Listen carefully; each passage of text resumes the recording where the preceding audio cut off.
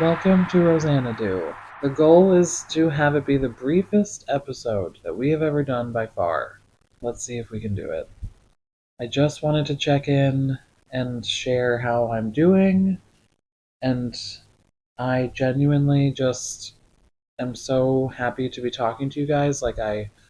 This is like my happy place, and I love to explore things here and talk about things. And obviously, it's been a big year, like as far as my mom passing away, and that has been just such an unbelievable.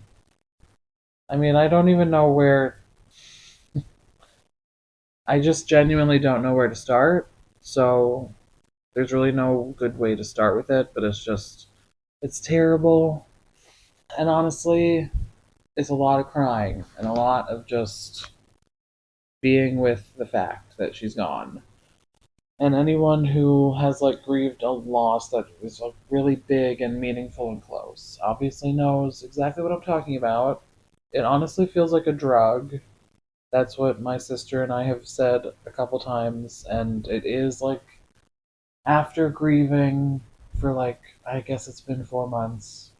I or almost, yeah, something around there. I definitely can say that death is like a drug, and it's like, or I mean, like I've never dropped acid. I've been offered it. I've never done it, but I mean, I've done some psychedelics a little bit, and I think that it's like a little bit like that. Like you start to have like this feeling of like you cracked open, or your heart cracked open, or like literally the earth cracked open. I do have a sinus infection. I have been crying. It's been a long day. But I'm not going to let that stop me. And I just want to record all the time and talk to my friends and talk to my friends here on Rosanadu. But I just also have to honor like where I am every day and just take care of myself and Jay, obviously. I'm just not forcing anything right now as far as like anything, but especially just like creative output. It's just gonna be what it is, and that's okay. I think that I'm I'm just yeah. What can you say? What can you say when your mom dies? And you were all wrapped up in like just thinking that everything was gonna be okay, but it's not gonna be okay, and trying to take care of her and just trying to like just doing too much. Everything being wrong, literally, about a situation. And yeah, I just don't even know. But the important thing is that like we're still here, and that is like part of like the feeling of it being a drug where it's like, well, where is she? Where is Meme? At the same time, it's like we're just right on track. Everything my body is doing, like I've said in the previous episode where it was just me, everything my body's doing and my brain is doing is like exactly what it's meant to be doing, doling it out step by step. And my therapist told me that grief is more like it's not like 5 stages that you go through one by one. It's like those are like the 5 parts of it that we can identify and we cycle through them or go back and forth. And that's definitely been my experience, and dealing with a lot of like shock of the way that it happened. And so that's just been where I have been, is dealing with it and like dealing with just the doling out of it over the past few months. So it has been like ongoing, but also there have been a couple weeks lately where I've felt a little more normal, and that is great too. But then there's a day like today where it's like it does hit you sort of all over again.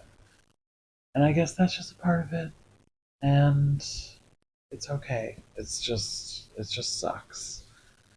But I am just like very. If I thought I was in touch with my emotions before this, like, oh my god, I'm not just like in touch with them. It's like a whole new level where it's like I just cry like it's literally just a part of it.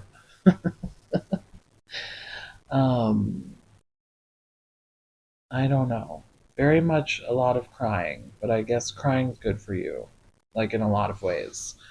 And if you need a reason to let yourself cry, it literally releases like multiple stress hormones that are no longer then in your body. And not only that, you get those hormones replaced by something that's like mimicking morphine. So it's making you feel better. And I mean, I guess it helps you lose weight too. I read a hilarious line that anytime I'm crying at night now, I think of, or I read a hilarious headline, not a line, a headline. And it just said, like, crying is good for you, it helps you lose weight. And the best time to cry is from 7 to 10 p.m. And I was like, check and check. Doing a lot of crying from 7 to 10 p.m. Just kidding. I mostly cry early in the day, like in the car, and in the car later in the day. And then sometimes if I'm like listening to music a lot, then that'll happen too.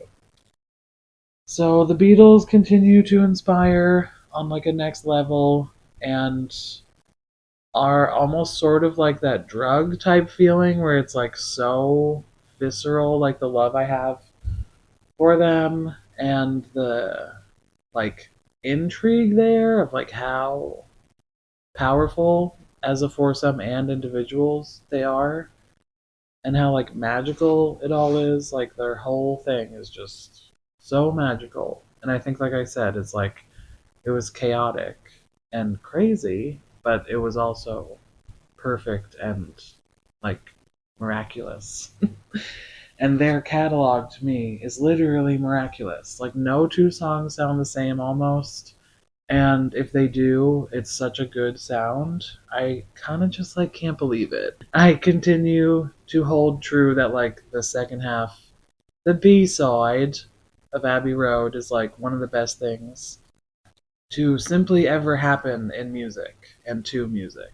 I genuinely, every time I hear the end, I cannot believe how nasally I am, but at the same time, I did something that my doctor said to do for a sinus infection to like help your sinuses drain, and I'm thinking it helped because I did that at least twice tonight.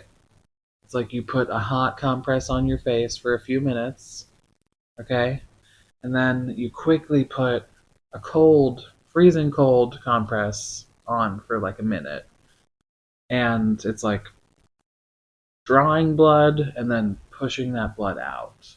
And I'm in like in and around your sinuses. So now there's drainage, but it's okay. I'm sure it's not too bad. I'm I'm self-conscious about it because I can hear it. Yeah, the end, like Ringo's drumming in the end, like it literally gets me every time. I like just kind of can't even believe it that it's real and that it was made so long ago. And in it was I guess it's like the culmination of everything and you can like hear that in it. It's like the culmination of the Beatles. They were like, we're done, but we're giving it our all still and like going out on such this high of like just beautiful, like I just don't know, like divinely inspired, gorgeous music, pure, channeled love. Like it's crazy. And like I was saying, the whole B side to me is kind of like that. But I mean, especially carry that weight in the end. And I mean, Golden Slumbers too. I don't know what it is about me. Like, how much, like, tism do I have? How much, uh, I don't know. I guess I just really have been relying on music this past couple years and my whole life. Like I remember listening to the Beatles when I think I said before, like walking around the city by myself before Jay was born, and I would just listen to the same exact album, Abbey Road, and just really feel like myself and feel very like whole. And I just find it so interesting because music is like you can use it to feel so many different things. Like in the Rosanna Do playlist, which is just what I played tonight because I knew I just needed to hear all my favorite songs and sort of feel good no matter what, but also have the opportunity to like feel deeply and process and cry. And it's kind of just crazy to me that you can have like a controlled experience with music that doesn't disappoint. It's kind of like I think we're always sort of I'm not the first person to talk about this. It just I know like Pete Holmes has said this. We're all just kind of chasing like the same high from something. Like if you get pizza, it's like an expected experience or whatever. It's like a guaranteed experience. Like if you get pizza from the same place, especially like chains, you're gonna get the same experience from that. And a guaranteed experience is like kind of something we really really like. But in a way like we definitely like it too much and can rely on it too much. But I think when it comes to things like music and art, it's good. Like it's a good coping thing to have. It's just healthy and fine because it's good for you and good for your brain. But it is interesting too because I am like I don't know. Like I have been obviously trying a lot, and I guess maybe throughout my 30s to be like it doesn't matter what my circumstances are. Like I need to be happy regardless of like what's happening outside of me. I I mean, right? It's like that's sort of the whole thing. I want to feel good no matter what because that's just a better place to be than like relying on outside circumstances. But it definitely can be tough. And it is just it's a little bit funny and ironic to think that like, well, what about if you hear a sad song and you get triggered and you cry? But I think that that's okay. But guys, let's just say this. Follow your bliss. Whatever makes you feel the way that me listening to the Rosanna Do playlist makes how if that translates like however whatever it is that makes you feel so like alive in yourself. Like do that for yourself. Do it to the max and as often as possible and it will like bring you back to who you are and enter you into the flow state more easily as well, which is not a bad thing.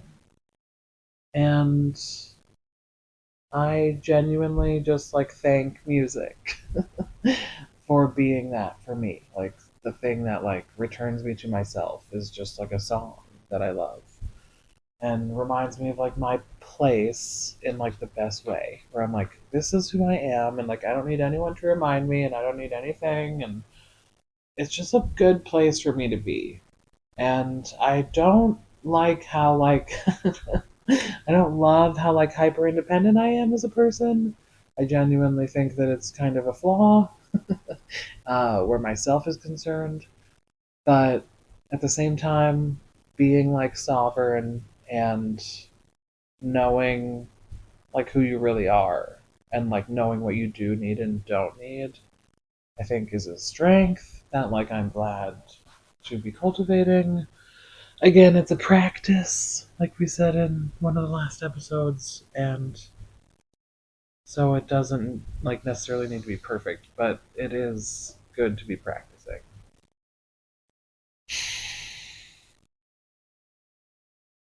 And I guess that, I am just like trying to bridge that gap of like what it is that really brings me pleasure and happiness in like a really true way that is also easily accessible so that I don't have to like work hard to experience it or to do it. And anyway, I'm trying also just like I just want to share the love. And I just like have so much love for so many like things and people. And I don't know. Like I guess that's like what this is sort of a place for it all to land. And hopefully like other people feel like even if they don't love the same things that I do, that there is like a shared passion in general. Uh, you know what I mean?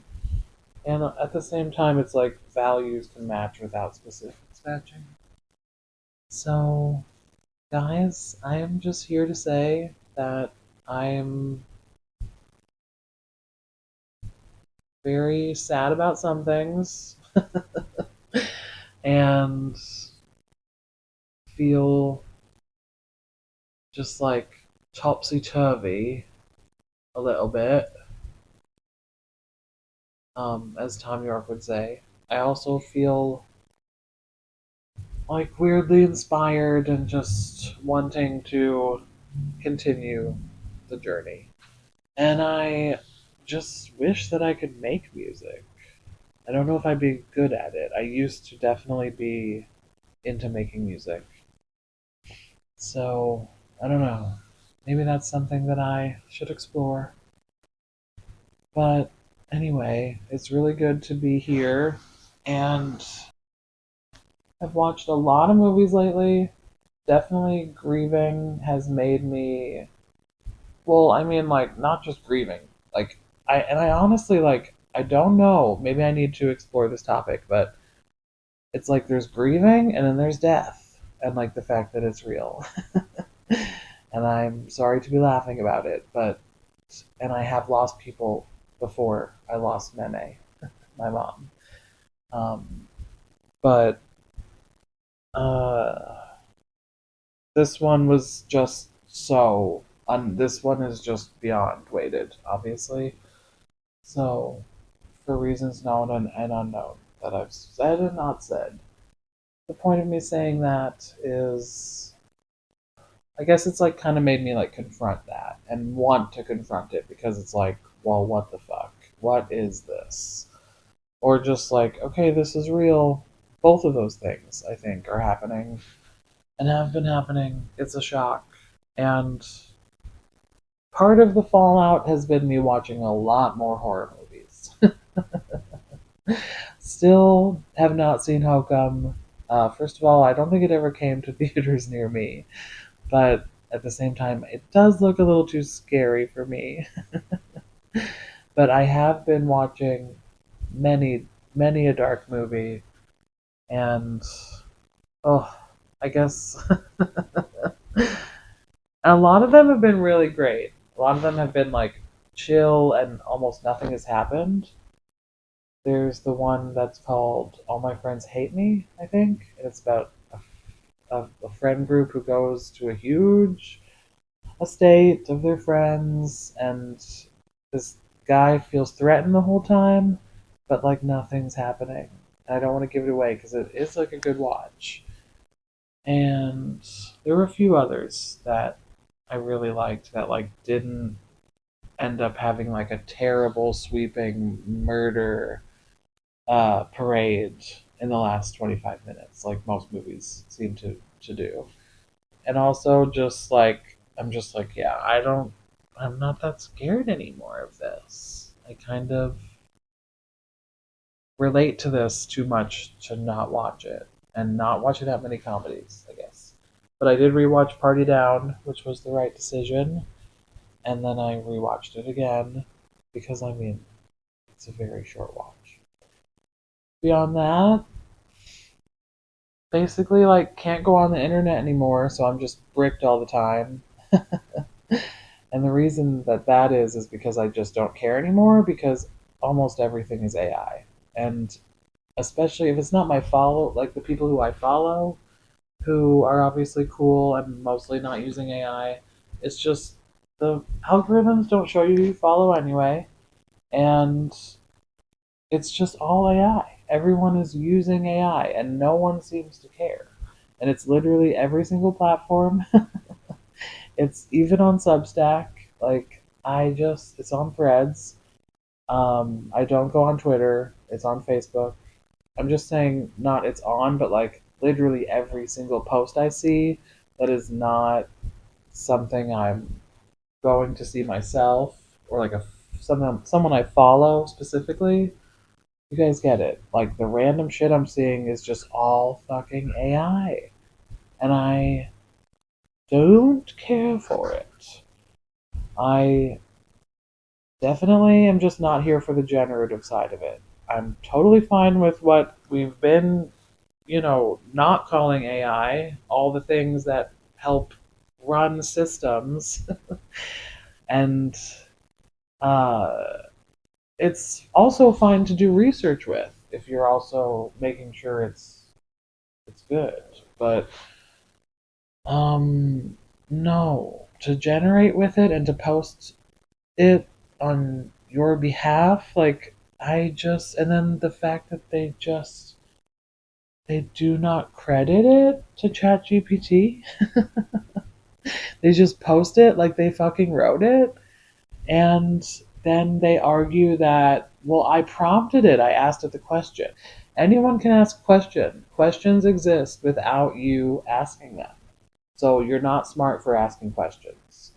It's wonderful to ask questions, and that's a different conversation. But let's be real, right? It's not like that. You cannot ask a question and take credit for the answer, okay? I mean, you just can't. Unless I think that's Jeopardy. Like, that's like how Jeopardy works, but that's not what we're talking about. I'm just over it, and to the point where, like, I just don't even want to go online anymore because if 80% of it is this slop, like, and I don't need to be told anything by ChatGPT unless I am seeking it out. I don't need a person relating to me through ChatGPT.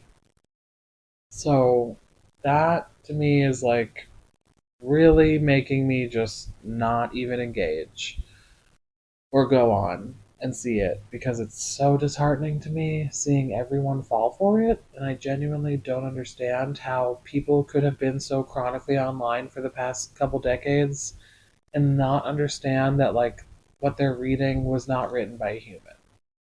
It definitely must just also be like, well, though most people just, like, I don't know, didn't read that many books.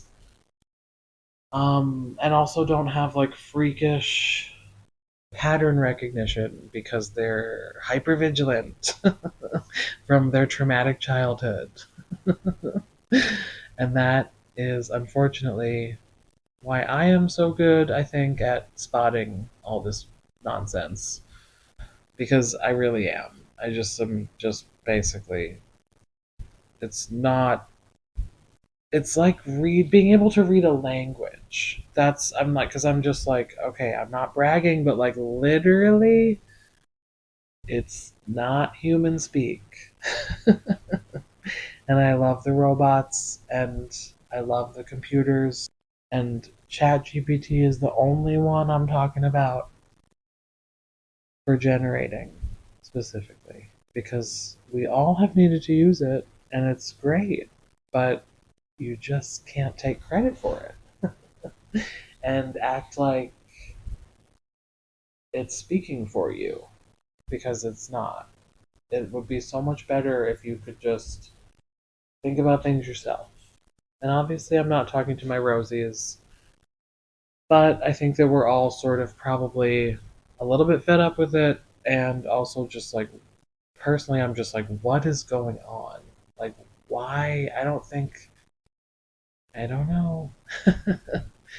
Just another one of those things that like I said, like I'm not gonna spend my time on these apps if it's just gonna be now, like people just shilling their bullshit for whatever they're trying to sell and using ChatGPT to do all of it for them. So why would I trust what they're selling? Why would I trust what you're saying and trying to shill? Like, I'm not gonna give a fuck if you had ChatGPT do any part of this for you beyond, like I said, things that are not generative.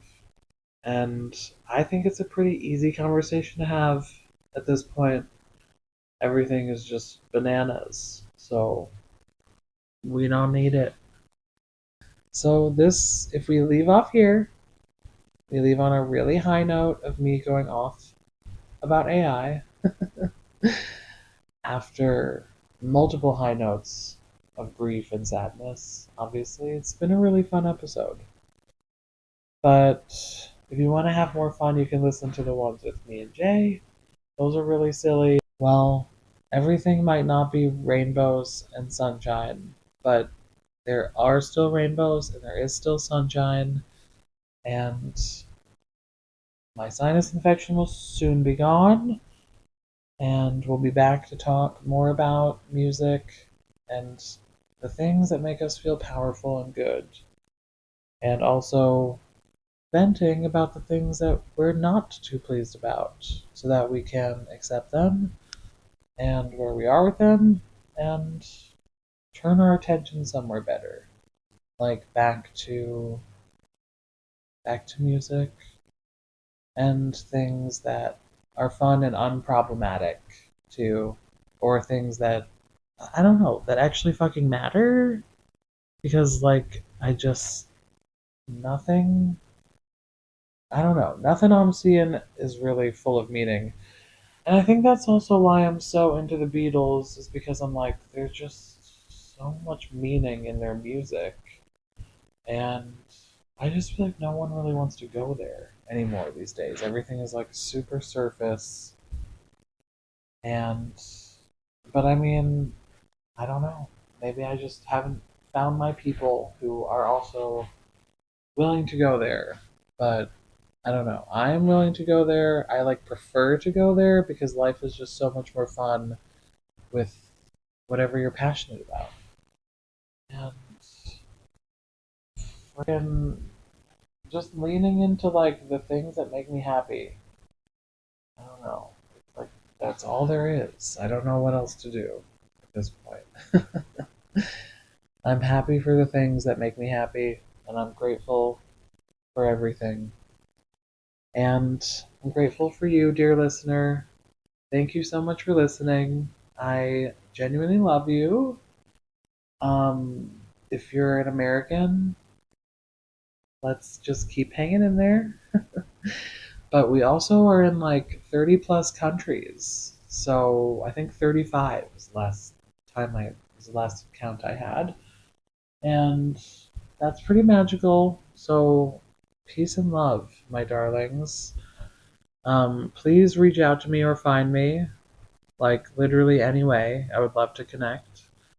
And also I have a zine that I made with my hands that you can access on your phone or tablet or computer instantly. And that can be found at the link in my show notes. And you can also see my art, like my other art, there too. And I think that if you like this podcast, you would like my art. So, for the very first time on the 25th episode, I will say I do have offerings, and I would love to share them with you. So, if you want to, you can go to my website or my link tree, which I will link, and it has all the good stuff. And yeah, maybe I'll talk about it more next time, but we did it, guys. I think we made the shortest episode of Rosanna and it's the 25th episode, and everything is wonderful and magical and beautiful, and it's summer, and we are carrying our love and our grief with us, and we're carrying that weight. as Abby says. My shout out to Abby, as the Beatles say. All right, thanks for listening, everybody, and I'll see you next time on Rosanna Do.